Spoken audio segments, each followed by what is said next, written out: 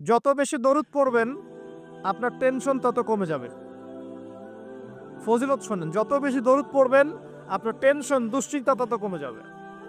যত বেশি দরুদ পড়বেন আল্লাহ তত রহম করবে আপনাকে, আপনার গুনাহ তত মাফ হবে, আপনার নেকি পাল্লা তত ভারী হবে এবং মুহাম্মদ সাল্লাল্লাহু আলাইহি ওয়াসাল্লামের সুন্নতের উপর আমল করা আপনার জন্য সহজ হবে। আর সবচেয়ে বড় কথা, কিয়ামতের দিন আপনার পক্ষে নবী সাল্লাল্লাহু আলাইহি ওয়াসাল্লাম স্বয়ং সুপারিশ করবেন ইনশাআল্লাহ, যদি আপনি বেশি বেশি দরুদ পড়তে পারেন। কমপক্ষে সকালে 10 বার এবং সন্ধ্যায় 10 বার পড়বেন আল্লাহুম্মা সাল্লি ওয়া সাল্লিম আলা নবিয়িনা মুহাম্মদ। আমি 3টা দরুদ পড়তে উৎসাহিত করি।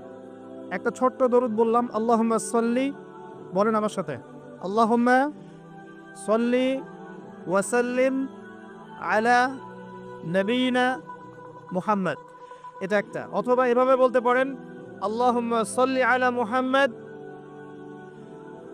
ওয়া সাল্লিম, আল্লাহুম্মা সাল্লি আলা মুহাম্মদ ওয়া সাল্লিম।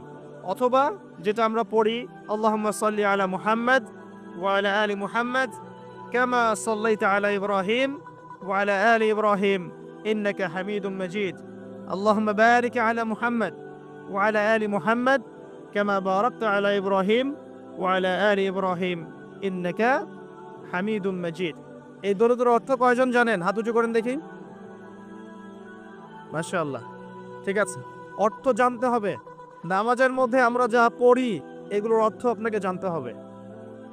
সানার মধ্যে কি পড়ছেন, আল্লাহু আকবারের অর্থ কি, আজানের অর্থ কি, ইকামতের অর্থ কি, এই যে কদ কামাতিস সালাহ বলছে এর অর্থ কি, আসসালাতু খায়রুম মিনান নাওম এগুলোর অর্থ কি, সূরা ফাতিহার অর্থ কি, একটা সূরা মিলাচ্ছেন সূরা ইখলাসের অর্থ কি, রুকুর তাসবিহতে আপনি কি পড়ছেন, সামি আল্লাহু লিমান হামিদা মানে কি, রব্বানা ওয়া লাকাল হামদ মানে কি, সিজদায় গিয়ে আপনি কি পড়ছেন, তাশাহুদের অর্থ কি, দরুদের অর্থ কি, দোয়ায়ে মাসুরের অর্থ কি, এগুলোর অর্থ আপনাকে জানতে হবে। নামাজের অর্থ না জানলে নামাজে মনোযোগ বাড়ে না।